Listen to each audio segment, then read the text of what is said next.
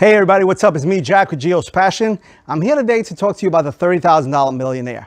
With 2020 going away and 2021 coming, all of a sudden things are changing. People think, oh yeah, everything's great now, new year, happy and stuff like that. Problem is that some of you out there, even though you've survived 2020 and you still have a job, you still have money coming in, you're a $30,000 millionaire. Who's a $30,000 millionaire? I'll let you know who they are. A $30,000 millionaire is someone who works 40 to 50 hours a week, Monday through Friday, spends hard times working, waking up early, going through traffic, coming home late. But all of a sudden now the weekend comes, Friday, Saturday night, and they're partying, the club, and they're doing what they got to do to have a good time. It's good to have a good time, especially with these tough times that are going on now. But the problem is the $30,000 millionaire cannot afford to have a good time. The $30,000 millionaire is that person who goes out Friday night, Saturday night, okay? And all of a sudden, they're broke by Sunday. They're so broke that they can't have a brunch or mimosas at Bird in Tampa or 230 Fifth in Manhattan on a beautiful Sunday afternoon, okay? The $30,000 millionaire will then, since they spend all their money on the first week of their 2-week paycheck, they're going to spend next weekend partying, but they're going to do it on a credit card. They're going to do it on a credit card that has 10 to 15 to 20 to 25% interest. So all that drinking, the clubbing, the partying, the good times and stuff like that, you're going to pay for it, but you're going to pay for it in spades. Okay? So this is why the $30,000 millionaire is not a good thing. So the $30,000 millionaire also is that person who pays $600 to $700 a month on a car payment to drive a BMW or Mercedes-Benz. The problem is they're not driving, an SLA or a 7 Series or something like that. They're driving a 228i for about $35,000, and they're driving a CLA 250 for about $37,000.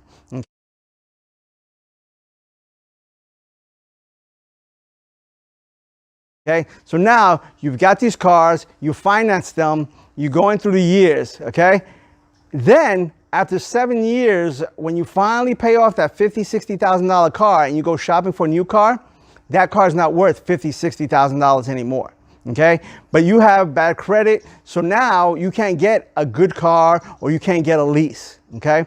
I know people who have leases who spend $428 a month on a lease for a Mercedes-Benz GLA 250.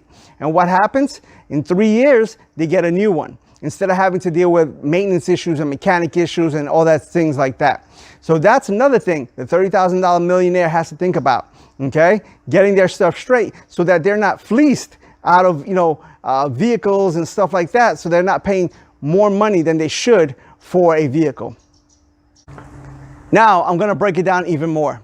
Imagine you renting an apartment here in Florida for 800 square feet, 700 square feet, around $1,200 a month. Or if you rent a studio apartment in New York City for about $2,000 to $2,500 for a 300 square foot apartment, something that's a walk up, not even an elevator, in a decent neighborhood. Or if you're living in your parents' basement or an extra room in their house and you're saving money while you're working, but you got to be saving money. All right. So now imagine this. Imagine you have some money and you can purchase a property or a condo or a townhouse. So I have a rental that I pay $1,100 a month, which include the mortgage and the HOA. I'll make a couple of pennies each month, but that's money that somebody else is paying. Imagine if you owned the property, a condo, townhouse, small single family home, and you were paying yourself. Though it's not income generating property, with the mortgage going down each year and with the value of the property hopefully going up each year, you're going to make money. What ends up happening is instead of paying a landlord 5, 10, 15, 20 years and you not having any investments, what ends up happening is now you have investments, you have some equity in your property. You can either move closer to that area where the clubs, the bars, the cafes, and the shopping malls are at, or you can increase the size of your property where you live because now you have equity in your property. So that's what I'm saying. When you're a $30,000 millionaire, these are some things that you have to think about. Instead of going paycheck to paycheck, month to month, start cutting back a little bit on things. Or you know what? You want to have a good time? Instead of going out at 12 o'clock midnight where the drinks are $15, $20 a pop, go out on happy hour. Have a couple of drinks, you know, $5, $10, and then drink water the rest of the night. Now, ADP has a calculator that deals with money, financial status, taxes, based on the state you live in. Okay, so what I did was I put a little bit of numbers together. As everybody knows, I'm a big numbers guy. So I'm going to read it off this paper that I have here. All right, so imagine you pay $1,200 in rent. Your car payment is $500. Your car insurance is $135.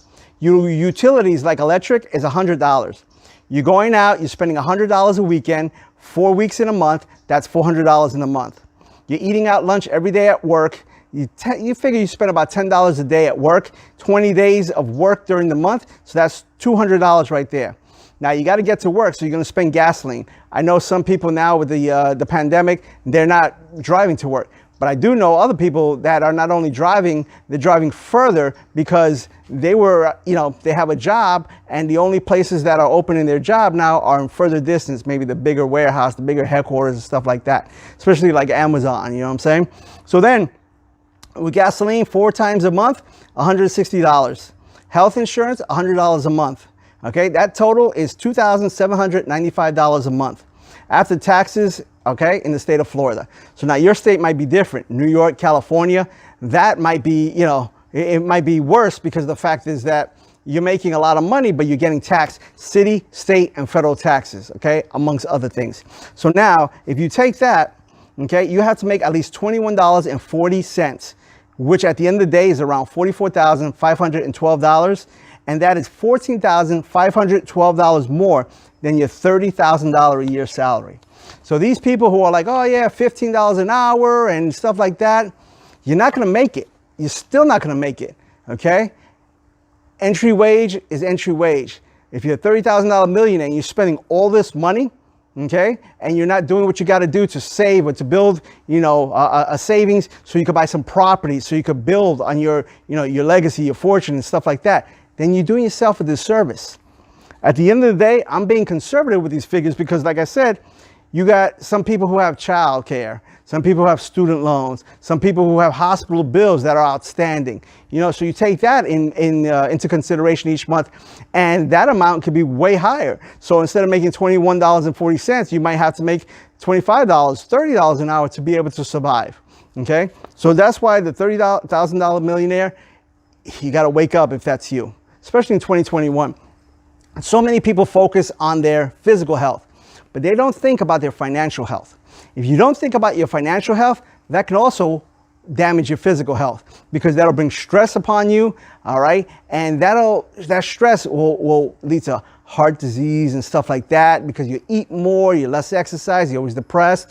It's a very, very serious thing. So in 2021, with your financial health and with your physical health, okay, let's get things done. So again, I'm Jack with Gio's Passion.